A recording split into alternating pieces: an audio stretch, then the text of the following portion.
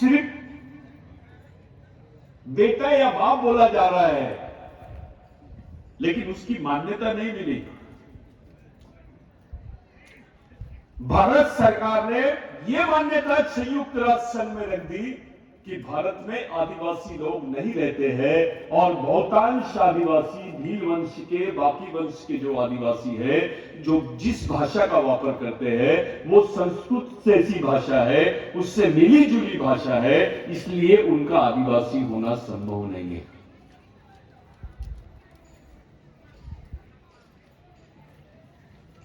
ये संयुक्त राष्ट्र संघ का स्टेटमेंट था। इसने भारत के तमाम आदिवासियों के हजारों साल के इतिहास को खत्म कर डाला। आप बोल रहे हो अपने आप को आदिवासी, लेकिन आपको आदिवासी की मान्यता नहीं है। संविधान बनने के पहले आप आदिवासी थे करके आपको संविधान में मान्यता मिली। भारत के संविधान बनने के पहले आप आदिवासी थे, जिसको अंग्रेजों ने भी मान्य किया, आपको एबोरिजिनल बोला।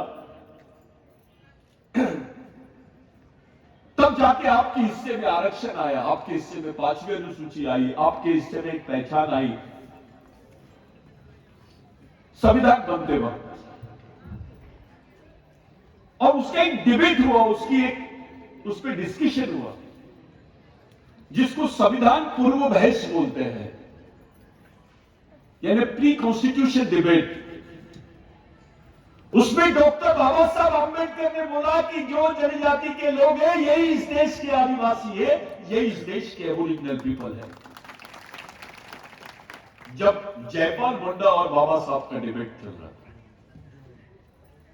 उसको भारत के सुप्रीम कोर्ट ने भी मान्यता दे दिया। भारत के सुप्रीम कोर्ट ने 2010-2011 में बोला कि आदिवासी इस देश के मूल मालिक है, they are the first citizen of India. वो भारत के मूल मालिक है, प्रथम नागरिक है, उनको ये सम्मान मिलना चाहिए। साथियों, भारत में सुप्रीम कोर्ट के ऊपर कोई कोर्ट नहीं है। सुप्रीम कोर्ट के बोलने के बावजूद भी भारत सरकार ने अभी तक के इस देश के आदिवासियों को संयुक्त राष्ट्र संघ में मान्यता नहीं दी। उनको आदिवासी है करके मान्यता नहीं दी। संविधान मान्यता देता है, लेकिन इस देश की सत्ता में जो बैठे हुए लोग हैं वो आदिवासियों को मान्यता नहीं देते हैं। और इसी हलफनामे के खिलाफ में बिरसा ब्रिगेड का निर्माण हुआ। 1993 में पहली बार बिरसा ब्रिगेड का निर्माण हुआ, और बिरसा ब्रिगेड का जो निर्माण था, हमने खास करके छत्रपति शिवाजी महाराज के जन्मदिन के दिन ही किया। वो इसलिए किया, जो यहां का मराठा है, जो यहां का ओबीसी है, जो यहां का दलित है, जो यहां का अल्पसंख्यक है, वो आदिवासियों का वंशज है। संभाजी महाराज ने बोला था, आप अभी बोल रहे थे मावड़े, संभाजी महाराज ने आदिवासियों को मालिक बोला। मालिक बोला, मालिक ते मालिक है।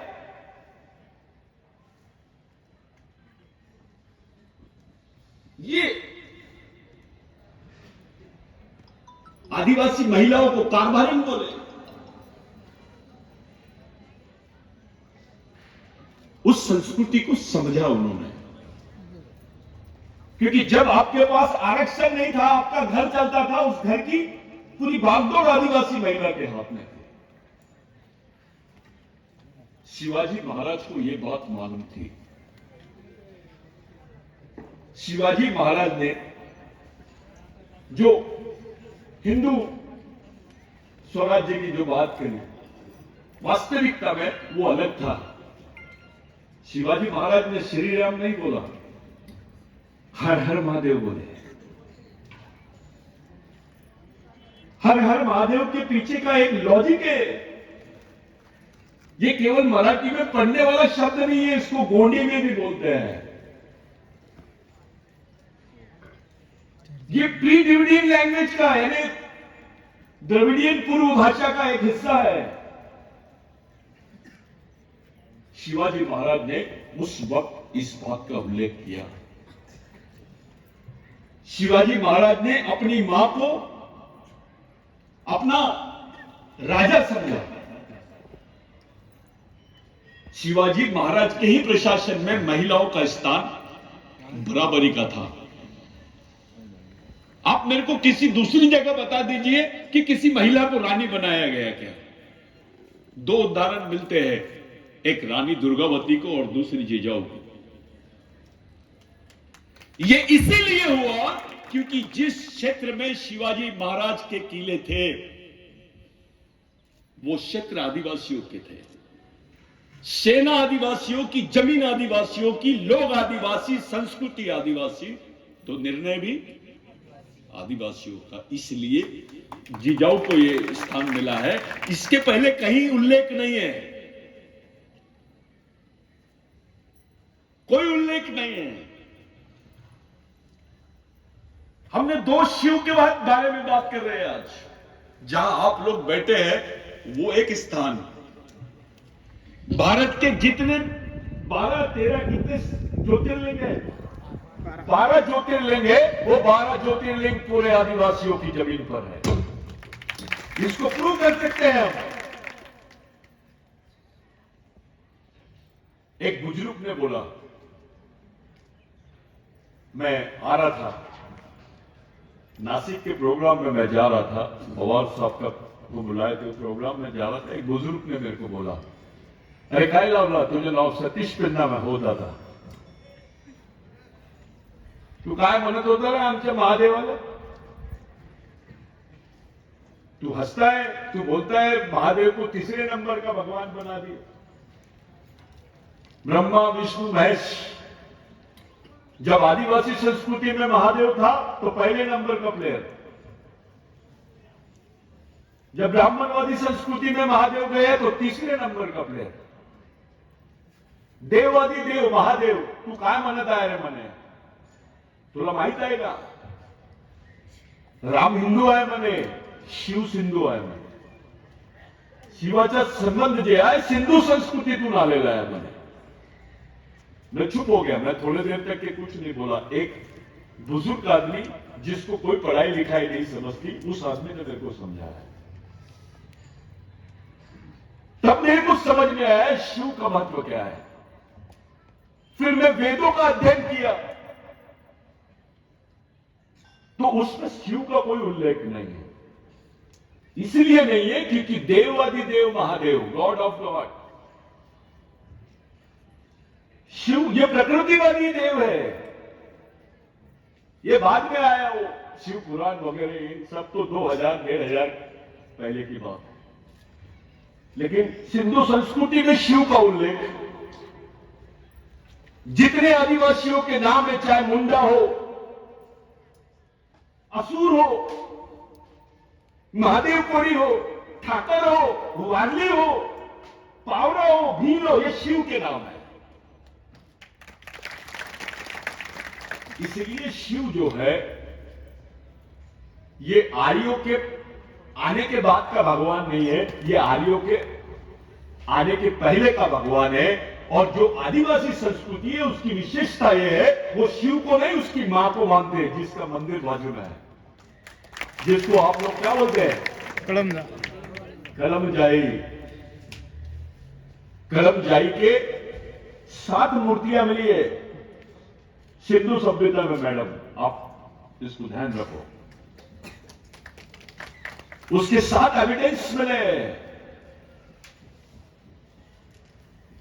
इस देश में एक नई चर्चा शुरू होने जा रही है। मराठाओं ने शिव को क्यों माना, ओबीसी ने शिव को क्यों माना, दलितों ने शिव को क्यों माना? क्योंकि वो आदिवासियों के वंशज है। ये आदिवासियों के वंशज है, इसलिए अपनी जो बिरसा ब्रिगेड का मिशन है, ये उसका स्टेटमेंट है कि आदिवासी इस देश के मालिक है और इस देश के मराठा, ओबीसी, एससी और माइनॉरिटी ये उनके वंशज हैं। लेकिन खुलेआम इस देश में आदिवासियों को वनवासी बोला जा रहा है। आपकी पहचान खत्म करने की बात कर रहे हैं। आने वाला समय अंतर्राष्ट्रीय संविधान का है। आज तुम्हारा आरक्षण खत्म हो गया है। दादा 100 में 10 पोस्ट निकल रहे, इसको आरक्षण नहीं बोलते। जहां 10 लाख लड़के बेरोजगार है, वहां तुम 1000 पोस्ट भी निकालोगे तो बाकी लड़कों का क्या होगा? आरक्षण से समाज खड़ा नहीं होने वाला है, समाज स्वरक्षण से खड़ा होने वाला है। आज तुमको जिंदा रखने की लड़ाई लड़ना है अपने समाज को। ये जिंदा रखने की लड़ाई आप तभी जीत सकते हैं जब राष्ट्रीय संविधान के साथ साथ अंतर्राष्ट्रीय संविधान में भी तुम्हारे लिए स्वरक्षण मिले। क्योंकि भारत का ही नहीं, विश्व के सभी मानव जातियों में सबसे बुरी हालत भारत के आदिवासियों की है। विश्व का सबसे गरीब आदमी कालाहांडी में मिलता है, उड़ीसा का, और उसकी डेली इनकम है 35 पैसे। कभी बताते 1 रुपये 35 पैसे। 1 रुपये 35 पैसे में तो कैडबरी चॉकलेट नहीं आती, रोटी कहां से आएगी?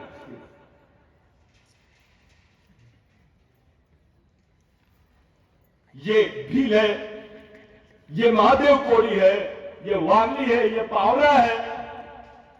ये छोटी छोटी दुकान बना के अपने आदिवासी समाज में कार्यकर्ताओं और नेताओं ने काम किया है। इस समाज को एक जगह लाने के लिए क्या काम कर रहे हैं आप? मैं नहीं बोलता हूं, ये टेस्ट बोलता है, डीएनए टेस्ट बोलता है, एंथ्रोपोलॉजी बोलती है कि पूरे विश्व के आदिवासियों की संस्कृति समान है, उनका डीएनए समान है, उनकी अवस्थाएं समान है। लेकिन समाज समान है क्या? ये वारली और पावरा का नहीं पड़ता है, ठाकर और महादेव कोड़ी का नहीं पड़ता है, उधर गोंड और प्रधानों का नहीं पड़ता है, उधर भील और बाकी मीनाओं का नहीं पड़ता है। जबकि तुम्हारा ब्लड एक है, तुम्हारी संस्कृति एक है, तुम्हारा डीएनए एक है, तो समाज भी एक होना चाहिए। तो कौन काम कर रहा है इसको? अरे आप इसलिए जिंदा हो क्योंकि समाज जिंदा है। जिस दिन समाज नाम की संस्था खत्म हो जाएगी, उस दिन आपको कोई पूछेगा नहीं। अभी तो आदिवासी बच्चों का खून बिक रहा है, आदिवासी लोग खून बेच रहे हैं, गवर्नमेंट मान नहीं रही, लेकिन सच्चाई है 800 रुपए में आदिवासी अपना खून बेचते हैं क्योंकि उनको काम नहीं मिलता है। कोई किडनी बेच रहा है, कोई अपनी गर्दन की हड्डी बेचता है, कोई अपने बच्चे को बेच रहा है, कोई लड़कियों को बेच रहा है। ऐसी हालत भारत में कौन से समाज की है? किस समाज की है? केवल आदिवासियों की। पेट पे बच्चा और मजदूरी करते हुए वो पूरे धूप में काम करती है, क्या प्रोटेक्शन है उसको? बहुत अच्छा सब्जेक्ट लिए मैडम आपने, जो आपने विषय लिए, मैं अप्रिशिएट करता हूं। मैडम के लिए तालियां बजाओ।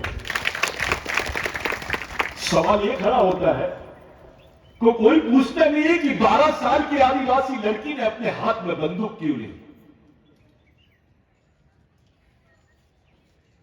जिसको मासिक भी नहीं होता है वो बच्ची को नक्सलवादी बोला जा रहा है, वो लड़की के हाथ में हथियार देख रहा है। ऐसी अवस्था किसकी है? कौन से समाज की लड़की बंदूक लेकर लड़ रही है? जहां जहां मिनरल्स है, जहां जहां कोयला है, जहां जहां जंगल है, जहां जहां वन संपत्ति है, वहां नक्सलवाद। ये इको टूरिज्म के नाम पर जो विस्थापन हुआ है वो आदिवासियों का हुआ है। भंडारदरा का पानी आदिवासियों को जितना उपयोग नहीं होता, बाकी लोगों को लिए होता है। ये मंदिर आदिवासियों का, जमीन आदिवासियों की, सब आदिवासियों का, लेकिन उस पर कब्जा दूसरों का। ये लड़ाई किसी समाज के खिलाफ में नहीं है, ये बेसिक लड़ाई है। और इस सामाजिक लड़ाई को अकेले में नहीं लड़ सकते आप।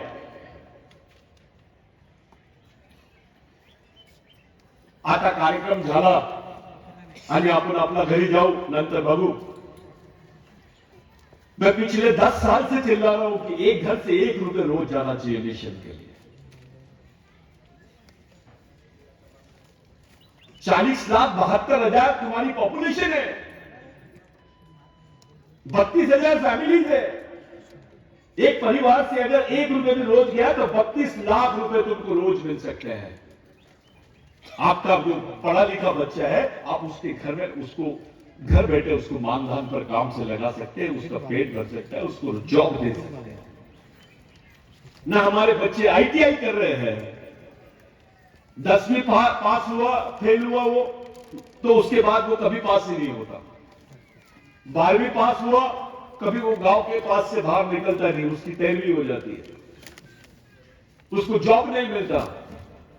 सर्वे भी नहीं है। कुक्कुट पालन की योजना देते हैं आदिवासियों को, सुअर पालने की योजना देते हैं आदिवासी को। कोई काम निकलता है आदिवासी डिपार्टमेंट से तो आदिवासी समाज के लोग कम खुश रहते हैं, ठेकेदार और अधिकारी ज्यादा खुश रहते हैं। सामने प्रैक्टिकल बात कर रहा हूं, क्योंकि मेरी जिंदगी के 24 साल मैंने यही काम किया। मैं भी इंजीनियर था, मैं भी क्लास 1 ऑफिसर था। मैंने ये नौकरी छोड़ दी और टोटल यही काम किया, शादी भी नहीं किया। इसका मतलब गलत मत समझो, क्योंकि कुछ लोग मेरे को कमेंट्स करते हैं, अरे खुद तो नहीं कर रहा लेकिन तेरे साथ आधे से ज्यादा लोग शादी नहीं किए, इसका क्या नाम है? ये मिशन है। आपको जिंदगी देनी पड़ेगी, तब जाके आपकी आने वाली पीढ़ी बचेगी। एक आमदार बनाओगे तो 5 साल काम देगा, एक कार्यकर्ता बनाओगे ईमानदारी से तो जिंदगी भर काम करेगा समाज। वो होता है मिशन। इस समाज का निर्माण कैसे करेंगे, इस समाज को बचाएंगे कैसे, इसके अधिकारों को कैसे बचाएंगे, इसकी पहचान को कैसे बचाएंगे, इस पर कोई चर्चा नहीं करता। सब फांदे तोड़ने के चक्कर में है। मध्य प्रदेश और महाराष्ट्र में जो आदिवासी शादी करते हैं दादा, उनको हिंदी मैरिज एक्ट के हिसाब से पैसा मिलता है। पिछली गवर्नमेंट में हिंदू मैरिज एक्ट के हिसाब से उनको पैसा दिया गया, आदिवासी मैरिज एक्ट के हिसाब से पैसा क्यों नहीं दिया? वो सरकार की योजना लेके आदिवासी नहीं रहता, वो हिंदू बन जाता। आदिवासी किसी धर्म का नहीं है, वो संस्कृति को मानने वाला है। जब धर्म पैदा नहीं हुआ था तब से आदिवासियों की संस्कृति इस देश में है। इतना ही नहीं, जब भगवान पैदा नहीं हुआ था तब से आदिवासी भारत में रहता है। ये मैं नहीं बोल रहा हूं, एंथ्रोपोलॉजी बोल रही है, ये मानव शास्त्रीय रिपोर्ट बोल रही है। हमारे लोग गरीब है चलेगा, लेकिन दिमाग से गरीब नहीं रहना चाहिए। जो समाज दिमाग से गरीब रहता है वो गुलाम पैदा होता है, गुलाम ही मर जाता है। ये बिरसा मुंडा ने बोला था। राघोजी भांगरे के बारे में लोग जानते नहीं थे। हमारे लोगों को क्रिमिनल ट्राइब बोलते हैं, गुनहगारी जमात। राघोजी भांगरे की तो पूरी खानदानी स्वतंत्र सेनानी थी। ऐसी एक परिवार बताइए पूरे महाराष्ट्र में कौन है? चर्चा नहीं होती इस पर चर्चा ही नहीं होती कि भाई आदिवासी का आदमी है तो उसको छोड़ दिए। मैं पत्रकार लोगों से भी यहां बोलना चाहता हूं, सब जिसको फांसी देते हैं उसकी फोटो रहती है। आप आदिवासियों के 1000 नाम ले लो, उनको फांसी दी गई, उनके रिकॉर्ड में नाम भी नहीं है, गैजेट भी नहीं है, एक फोटो नहीं है राघोजी भांगरे की। वो बाकी जितने शहीदों के नाम लिए इन्होंने, उनका नाम ही नहीं है। आदिवासियों के साथ एक बहुत बड़ा भेदभाव हुआ है। जिन्होंने उंगली भी नहीं कटाए वो स्वतंत्र सेनानी, लेकिन आदिवासियों की तो परिवार तबाह हो गए, लेकिन उनको अभी तक के स्वतंत्र सेनानी का सर्टिफिकेट उनके पास में नहीं है। ये लड़ाई आत्मसम्मान की लड़ाई, सेल्फ रिस्पेक्ट की लड़ाई पूरे भारत में, भारत के जो मूल निवासी है, ओबीसी है, मराठा है, इनको अगर कोई बचा सकता है भारत में तो केवल आदिवासी बचा सकता है। जिस दिन आदिवासी वनवासी हो जाएगा उस दिन मराठा, ओबीसी, एससी, अल्पसंख्यक स्वर्गवासी हो जाएगा। इसलिए हो जाएगा क्योंकि उनके पास उनके सांस्कृतिक अवशेषों का आखिरी अगर एविडेंस है तो आदिवासी है। राघोजी भांगरे की पत्नी के बारे में जब आप सोचोगे, इतनी बड़ी फौज बनाई उस वक्त। राघोजी भांगरे के कैरेक्टर कोई अलग कैरेक्टर नहीं था, बहुत खतरनाक कैरेक्टर। आप पिक्चर बना रहे साहब, आप जरूर बैठे। राघोजी भांगरे केवल क्रांतिकारी नहीं था, जो क्रांतिकारी है जिनको बोलते हैं क्रांतिकारक था वो। महाराष्ट्र की जमीन पर क्रांति का मुख्य कारण राघोजी भांगरे था। उनके पिताजी को अंडमान निकोबार में कालेबंदी की सजा हुई, उनका भाई मर, उनकी दादी मरी, उनका पिताजी मरा, राघोजी भांगरे मरे और उनकी मिसेस भी मरी, पूरा परिवार शहीद। चाहते क्या थे वो? राघोजी भांगरे लड़े, मरे, फांसी पे लटके, चाहते क्या थे वो? राघोजी भांगरे का सोच क्या था? राघोजी भांगरे की सोच के हिसाब से आप देखोगे, आपको कोई भी ये जो जितने 12 वो ज्योतिर्लिंग है, वो लिंग पे कहीं पर भी आपको ये आर्यन पूजा नहीं दिखेगी। आदिवासी की पूजा ये लगती है, महुए की दारू, धतूरा, वो पेड़, वो बेल, काटा निकाल के चढ़ाते थे, फूल नहीं चढ़ाते थे आदिवासी। आप जाइए कुंवारा भीषण में, यहां पे भी मंचर है, यहां पे भीमा शंकर है, वहां पे भी मंचर है नागपुर में, और वहां पे कुंवारा भीषण है। इसके लिंक देखिए, क्योंकि दुनिया का पहला आदमी कुंवारा भीषण के पास में मिला, ये प्रूफ हो गया है। ऐसा बताई जा रही है नई थ्योरी कि अफ्रीका से भारत में आदमी आया, गलत बात। भारत से आदिवासी आदमी अफ्रीका में गया। आज पूरे आदिवासियों के पहचान का प्रश्न है, आपके बाल बच्चों के पहचान का प्रश्न है। वहां कोई प्रमाण पत्र नहीं लगेगा मेरे भाई, आपको मान्यता लगेगी। ये कैसी परिस्थिति है कि देश तुम्हारा है, तुम इस देश के नागरिक हो, मालिक हो, बावजूद इसके देश की सरकार बोल नहीं रही, सुप्रीम कोर्ट बोलने के बाद भी। ऐसा कौन से समाज के साथ में हो रहा है? ये आपकी पीढ़ी को जिंदा रखने का इश्यू है। हमारे नेता डरते हैं, जो सच है उस पर बात होनी चाहिए, और एक लंबी लड़ाई आपको लड़ना पड़ेगा। इसलिए बिरसा ब्रिगेड का निर्माण किया गया। नेता का बेटा नेता नहीं और राजा का बेटा राजा नहीं। समाज के गरीब आदमी का भी बच्चा समाज का नेतृत्व करना चाहिए करके प्रशिक्षण देते हैं उसको। वो तैयार होना चाहिए, उसके जीवन का कुछ हिस्सा इस समाज को मिलना चाहिए, कुछ योगदान उसके इस समाज में होना चाहिए। अरे आप पैदा हुए तो मरने वाले हो, लेकिन जिस समाज में पैदा हुए उस समाज के लिए कुछ करना है आपको। क्या राघोजी भांगरे ने तुम्हारी वजह से फांसी दिया क्या? कुछ सोचा था ना? तुम्हारा कोई रिश्तेदार था क्या? बिरसा मुंडा तुम्हारा कोई रिश्तेदार था क्या? अरे गर्लफ्रेंड के लिए लोग फांसी में लटकते हैं, लेकिन बाप के लिए बेटा फांसी में नहीं लटकता है। लेकिन तुम्हारी कौम के लिए ये लोग जो फांसी में लटके, उनकी सोच क्या थी उस बारे में सोचो। जीसस क्राइस्ट को सूली पे चढ़ा दिए तो उसको भगवान बोला गया, इनको तो फांसी के तख्ते भी चढ़ा दिए, आपने अभी तक भगवान नहीं बोला उसको। अभी भी राघोजी भांगरे, टेंगरे, कंटाबील, बिरसा मुंडा, तिलका मांझी, रेंगा पोटू, इनके नाम नहीं लेते आओ। आपका बच्चा जो लड़ाई नहीं लड़ा, वो लड़ाई इन्होंने आपके लिए लड़े, तब जाके आप अस्तित्व में हैं। आपके बदन पे कपड़े हैं तो इसके पीछे ये शहीदों का हाथ है। कोई भगवान ने आदिवासियों को जमीन नहीं दिया। आपकी संस्कृति को समझो, आपके इतिहास को समझो। और ये जो बिरसा ब्रिगेड है, जो आदिवासी विचार मंच के मार्फत ऑपरेट होता है, किसी भी कार्यकर्ता में ये गलत फहमी निकाल दो कि मैं सब कुछ हूं।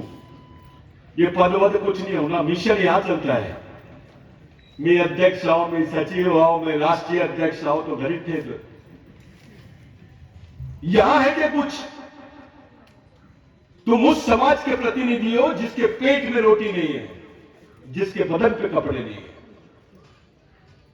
जिसके जीवन का मूल्यांकन प्राणी से भी कम है।